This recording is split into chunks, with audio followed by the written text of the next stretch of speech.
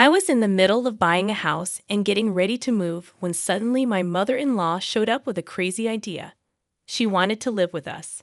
She'd always treated me badly, making me work like crazy whenever I visited their house. My father-in-law didn't do anything to stop her. It seemed like she wanted to move in with us just to make me work for her. Determined to stop this, I told them a surprising fact. I'm single. They were shocked, but they kept saying mean things about me. Someone who was watching got really angry. Let me introduce myself. I'm Jessica, 33 years old, and I work in a big company. My husband works there too, and we've been married for 2 years. We met at a company party, and he pursued me until I said yes. We had a good relationship, but there was one problem: his parents. Before we got married, his parents seemed nice, but things changed after the wedding. They wanted to live with us, and I was not okay with that. But it turned out they were the opposite of nice. One day, my husband and I were relaxing at home when the doorbell rang unexpectedly. My husband went to answer it, and to my surprise, it was my in-laws. They barged in without a word, taking over the living room as if they owned the place. They had a habit of making snide remarks towards me, acting entitled and disrespectful. My husband rarely stood up for me because he felt obligated to honor his parents as their only child. Despite my complaints about their behavior, he seldom intervened. Meanwhile, my mother-in-law would constantly demand things like tea in a loud and indirect way. During their unexpected visit, I had to cater to them, preparing tea and lunch, ruining our day off. This wasn't the first time they had intruded on our plans. They even had the audacity to invite us to a tea party at their place, knowing I'd be expected to do all the work. But if I didn't go, I knew she'd gossip about me later. So reluctantly, I decided to attend her tea party. I wished my husband would stand up for us, but I knew it wouldn't work. On the day of the party, we were expected to arrive early. My mother-in-law scolded us for being late, even though it wasn't entirely our fault. Then she put me to work right away, while she relaxed and watched TV. I ended up preparing all the snacks for the party, which took a long time because she demanded so much. She criticized me for being slow, even though she never made snacks herself. I finished them relatively quickly, but she never thanked me. I realized she purposely asked for more to hassle me. While my husband and father-in-law set up for the party, they didn't help with the cooking. Throughout the preparations, she made snide remarks, but I tried to ignore them. During the party, she took credit for the snacks whenever guests complimented them. It was a painful experience for me, but I'm glad you liked them. Even though she didn't help at all, she took credit for my work. Furthermore, when the discussion turned to daughters-in-law, she made up stories, saying things like, "My daughter-in-law treats me like a slave." It was very uncomfortable for me. After the tea party ended, I had to clean up everything, and she even asked me to clean the room. I felt like a maid, holding back tears. I thought to myself, I'm never coming here if she calls me again. But life wasn't that easy. The tea party seemed to be a big hit and became a regular event, especially since many said they loved the snacks. "Jessica, there's another tea party next weekend. Please come." "But I have work that day." "You can take a day off, right?" "Are you trying to embarrass me? If you don't come, I'll make sure you get divorced." She called me unexpectedly and insisted I come. Even when I said I had work, she showed no mercy. I didn't have the courage to oppose her and felt threatened by the possibility of divorce, so I always obliged, taking days off from work. As a result, I ended up working tirelessly for these tea parties and taking frequent leaves from work, which made things uncomfortable at my workplace. Whenever I discussed this with my husband, he just said, "Come on, she doesn't mean any harm. Just let it go." He never really helped. Before I knew it, I found myself constantly pondering how to break free from this miserable life. The answer I came up with was to get a divorce. It meant separating from my husband David. Honestly, I grappled a lot with the decision. Even though I felt betrayed by David not helping me, a part of me still loved him. I didn't want to continue a life tormented primarily by my mother-in-law. By divorcing David, we would essentially become strangers, eliminating the need to interact with my in-laws. The only remaining issue was whether David would agree to the divorce. "I don't want a divorce," David said, surprised by my sudden suggestion. "I can't stand dealing with your mom anymore. You know what our relationship with her is like, right?" "I get it. But that doesn't mean we have to divorce. I love you, Jessica, and I want to be with you forever." "I feel the same, but I can't bear it any longer. How about we get a divorce on paper, live separately, but still stay in touch and maintain our relationship? What do you think?" Hesitantly, David agreed. And so, due to the malicious actions of my mother-in-law, we ended up getting a divorce. Life post-divorce was truly peaceful. Having submitted our divorce papers gave me the push to change my cell phone model and number, which stopped the incessant calls from my mother-in-law. David continued to live in our previous apartment while I rented a new one, ensuring unexpected visits from my in-laws ceased. Life without interacting with my in-laws was great, but something was missing: the married life with David. Even after the divorce, our mutual affection meant neither of us was satisfied living apart. Then an idea struck me. It was a risky plan, but I decided to give it a shot. As a first step, I immersed myself in my work more than ever before. After explaining my situation to my colleagues post-divorce, I regained their trust by dedicating myself fully to work. Eventually, I achieved savings of $500,000. Since college, I had enjoyed saving money, dreaming of buying my own home someday. Having finally saved up $500,000, I felt confident about buying a decent home. I quickly reached out to David to discuss buying our dream house. "A house? It's gonna cost a lot." "How are you going to handle that?" David asked. "Don't worry about it. I've saved up. How about we visit some show houses on our next day off?" I suggested. And so, we planned a day to visit show homes. David, amazed by my savings, expressed his gratitude, making me feel my efforts had paid off. "By the way, let's not tell your parents about the house just yet. We'll inform them when the time is right," David suggested. "Got it. Knowing them, they might make things complicated," I agreed. Reaffirming our wish to get back together, we steadily made preparations for our dream home. After some time, we visited various model houses, discussing preferences like where to have an outlet, kitchen layout, and a view of the living room. Considering future children, we kept their needs in mind. Finally, the blueprint was completed and construction began.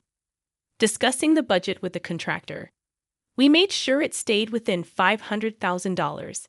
David mused as we admired the location of our new house. "I'm excited. Speaking of which, have you made up your mind about our plan?" For us to live happily in our new home, it was crucial to ensure there'd be no interference from David's parents. David needed to either convince them to keep their distance or cut ties altogether. "I'm sorry, I just can't make up my mind yet," David admitted. "You know, I'm an only child. Of course, I understand all the terrible things Mom did, but I owe her for raising me. And I'm worried about what'll happen to her if I'm not around." I couldn't forgive my in-laws, but I did understand how David felt. "Well, it's up to you, David," I replied. "I bought the house under my name, and since we're divorced, you don't have to force yourself to come here." I let him know. Now it was up to David to decide. We parted ways that day. I had some time before the new house was ready, so I got back to work and slowly prepared for the move. Regardless of David's choice, I was ready to give his parents a hard time. Either way, my plans seemed to be working out. After getting home from work one day, I continued my moving preparations. Then my phone buzzed, indicating a new message. It was from David. "Good job." Seeing the message from David, I smirked. Things were looking like they'd head towards the best possible future. After a while, my dream house was completed. It turned out great, just the way I wanted it. Seeing the finished home made me realize the magnitude of this purchase. But just because the house was ready doesn't mean I was content. The real challenge was about to begin. Since I had been preparing to move even before the house was ready, the movers smoothly transported all my stuff to the new place. After the move, I went to the apartment where I used to live and where David now lived alone. I sat at the dining table in the living room and soon heard a flurry of noises from the entrance. The moment had come. David brought his parents. "It's been a while. Haven't you invited us over?" His mother complained as they headed towards the living room. As soon as they saw me, his mother exclaimed, "Jessica, we heard you were on a long business trip, but you're here. Why didn't you tell us sooner?" "Sorry about that. I just got back yesterday and was too busy to reach out," I lied. "Well, all right. But you bought a house, right, and spent a lot of money? It's pretty spacious. Maybe we should live with you," his mother suggested. "Indeed, living with you too would be more comforting," his father chimed in. "You bought the house for us, right?" I had to bite my tongue to not laugh out loud at his father's remark. David silently observed the situation. "Please take a seat. We need to discuss this," I said as I served them tea. I thought, this is the last time I'll entertain them. "Now about that new house," my mother-in-law began. "Exactly. You bought it for us, right? I'm looking forward to living with you too. But I'm single, you know," I replied. I hadn't told the in-laws that we divorced. To dodge my mother-in-law's unreasonable demands, I had lied about going on a long business trip. "Single? What do you mean? Aren't you married to David? What nonsense is this? Are you making fun of us?" They exclaimed upon hearing the truth. They were furious. "Exactly as I said. David and I are divorced, so I'm single. The house is under my name, so you can't live there. I decide who lives in my house." We never heard about any divorce, and the sudden business trip seemed fishy. "Thanks to you, I've been made a fool of. Watch your actions, young lady, and take responsibility," they scolded. "So you betrayed not just us, but David too?" "Divorcing was the right decision," they continued. When I firmly stated that I couldn't live there, my in-laws bombarded me with sarcastic remarks and complaints. Hearing this, my husband David finally lost his temper. "Enough. Stop badgering Jessica. Back off," he intervened, shocking his parents into silence.